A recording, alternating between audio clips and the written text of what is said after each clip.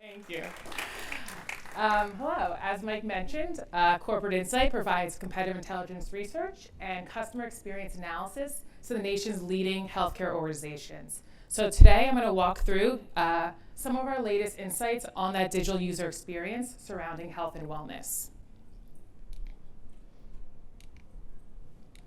There we go. So what is the current state of wellness? There's a common notion that engagement is low. Members are only really using these tools when they're sick, whether that's researching symptoms or conducting a virtual visit. So members aren't really proactively managing their health. But in the wake of COVID-19, there's been a bigger push to get consumers more health conscious and active participant in managing a healthier lifestyle and well-being. So what are the healthcare players doing to make wellness a priority? How do we get those members to actively manage their healthy health? We recently conducted a survey, and here you see the chart of the healthcare consumers to understand their digital behaviors and preferences, particularly on the health insurance site. So this shows the percentage of respondents who performed various activities on those sites in the past 6 months. Not surprisingly, claims and plan-related tasks dominate the top half of the list, while fewer respondents performed health and wellness-related features, which you see in the light blue. Usage is relatively low, as you see, 13% participating in rewards program, 11% conducting research on a certain topic, 10 completing a health assessment, and 6 using the symptom checker. We do see higher usage rates, though, in the younger generations across all those health and wellness features. So you can see on the right that the Millennial and Gen Z figures there show that generational differences between all those 4 activities. And while usage is low, we are finding that younger generations are finding more value in these health and wellness resources. This chart shows the breakdown of the Millennium Boomer respondents who said online health and wellness features were very important or extremely important. And you can see those higher percentages from the millennials than their older counterparts. Age gaps range from 32 to 44 percentage points, with the highest being in health and wellness health assessments,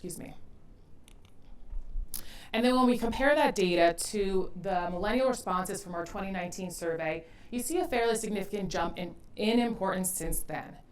The largest jump being in health assessment tools by 15 percentage points. And it just shows that upward trajectory in terms of younger generation finding more and more value in these resources over recent years. So how can organizations really drive and improve that digital usage and engagement? I'm going to walk through some of those notable examples of those digital strategies. So looking at the payers, we have seen several insurers provide personalized action items and recommendations to help members achieve their goals.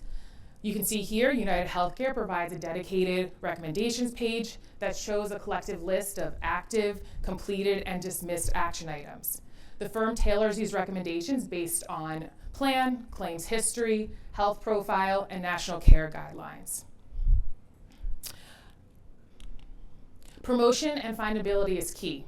Aetna does a great job here in ensuring that members can find these resources. They promote the top recommendations right on the top of the most recent recommendations at the top of the member homepage. And like United Healthcare, they provide a dedicated page that highlights the top priority items and lets members filter by member, rewards, and status type. Anthem BCBS uses pop-up messaging and homepage action items to encourage users to sign up for challenges and programs. So insurers are getting creative in their promotions and engagement strategies to really drive traffic to these existing resources. In addition to member site promotions, insurers must find other ways to reach members. And email is still an important piece of that. So here you can see an example of Cigna sending an email about Omada Health, highlighting the program's benefits and coaches. Another way is through onboarding. So you can see here with United Healthcare, they prompt members with a series of health actions during setup, asking them to get an annual visit or sign up for Rally Health. And this just provides another layer of visibility into these offerings and getting members to take advantage of their plan benefits. Digital health assessments and wellness screeners is a great starting point to get members actively checking their current health status and their well-being.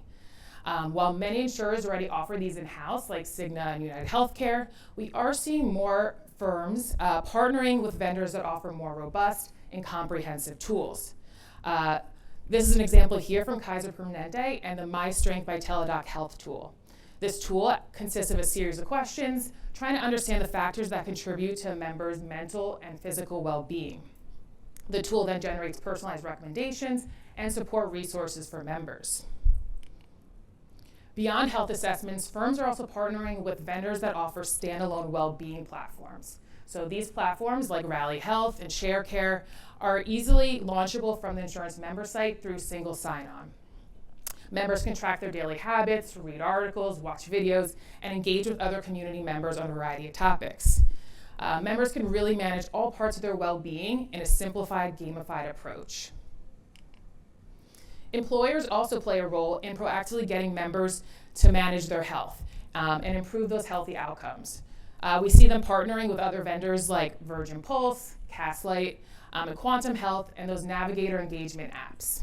These apps house all health-related aspects of one's life in an all-in-one approach. So that's spanning plan balances, claims, wellness, rewards, as well as digital messaging capabilities and external data syncing. These platforms really let members understand their coverage and benefits, discuss health ideas, and manage their daily goals. Preventive care is another key element in getting members to proactively manage their health. With PCPs leaving at an alarming rate, we see new disruptors not encumbered by legacy systems, using that digital health model to provide primary care to individuals. Innovators like One Medical provide easier, more convenient, and ongoing access to care. Members can schedule appointments, talk to their care team, and view action items from the platform. Action items include a bulleted list of items and links to support resources as well.